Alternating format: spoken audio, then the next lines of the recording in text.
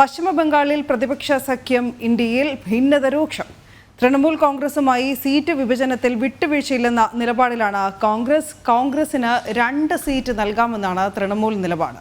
S നന്ദഗോപനാണ് കൂടുതൽ വിവരങ്ങളുമായി ചേരുന്നത്. നന്ദൻ, എന്തായാലും ഈ പശ്ചിമബംഗാളിൽ തൃണമൂൽ കോൺഗ്രസ് ഈ മമതാ ബാനർജി ഇന്ത്യ സഖ്യത്തിനോട് ഇടഞ്ഞു നിൽക്കാൻ തുടങ്ങിയിട്ട് നാളുകൾ ഏറെയായി. അതിപ്പോൾ സീറ്റ് വിഭജനത്തിൽ വന്ന് നിൽക്കുകയാണ്. കോൺഗ്രസും വിട്ടുവീഴ്ചയ്ക്കില്ല എന്നുള്ള നിലപാട് ശക്തമാക്കുകയാണ്.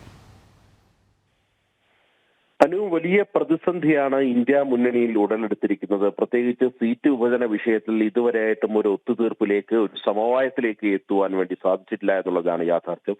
ഇപ്പോൾ പശ്ചിമ ബംഗാളാണ് പ്രധാനമായും വിഷയമായി ഉന്നയിച്ചിരിക്കുന്നത്.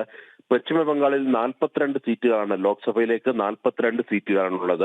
ഇതിൽ 2 സീറ്റ് മാത്രമേ കോൺഗ്രസിന് നൽകൂ എന്നുള്ളതാണ് തൃണമൂൽ കോൺഗ്രസിന്റെ നിലപാട്. ഈ 2 സീറ്റും കോൺഗ്രസിന്റെ സിറ്റിംഗ് സീറ്റാണ്. അതിലൊന്ന് കോൺഗ്രസ് നേതാവ് അധീർ രഞ്ജൻ ചൗധരിയുടെ സീറ്റാണ്.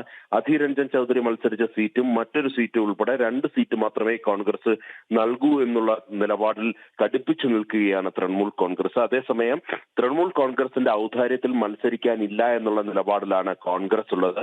ഇടതുപക്ഷവുമായി ചേർന്ന് അവിടെ കോൺഗ്രസ് മത്സരിക്കുവാനുള്ള സാധ്യതയാണ് ഇപ്പോൾ നിലനിൽക്കുന്നത്.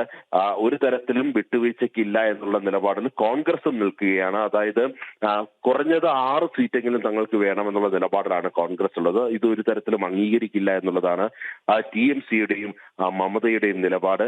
നേരത്തെ തന്നെ ഇതുമായി ബന്ധപ്പെട്ട് പലകുറി ചർച്ചകൾ നടന്നു, പലകുറി സമവായ നീക്കങ്ങൾ നടന്നു. എന്നാൽ അതൊന്നും ഫലം കണ്ടില്ല എന്നുള്ളതാണ് യാഥാർത്ഥ്യം. ഇപ്പോൾ വീണ്ടും അവിടെ ഒരു അനിശ്ചിതത്വം നിലനിൽക്കുകയാണ്.